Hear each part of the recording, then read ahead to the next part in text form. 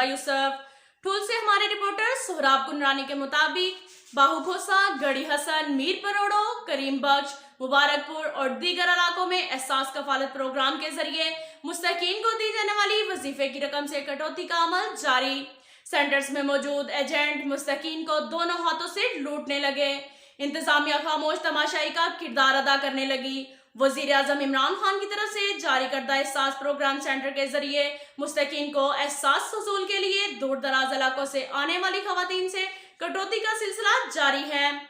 इस मौके पर मुस्तकीन ने कहा कि पुलिस की मदद से रिटेलर्स मुस्तकीन की इमदादी रकम में से जबरी तौर पर पैसे काट रहे हैं, जो कि मुस्तकीन के साथ सरासर जुल्म है। उनका कहना था कि पुलिस की मिलीभगत से मुबैना भारी रिश्वत के बदले रिटेलर्स को खुली छूट दे रखी है, उनके खिलाफ कार्रवाई की जाए। मुजाहिरीन ने आला हुकाम से मुतालबा किया कि इमदादी रकम में कटौती में मुलविस एजेंट और अमले के खिलाफ कार्रवाई की जाए। अब तक के लिए इतना ही काफी है। मिलते हैं अगले बुलेटिन में, हमारे साथ रहिएगा। अल्लाह हाफिज।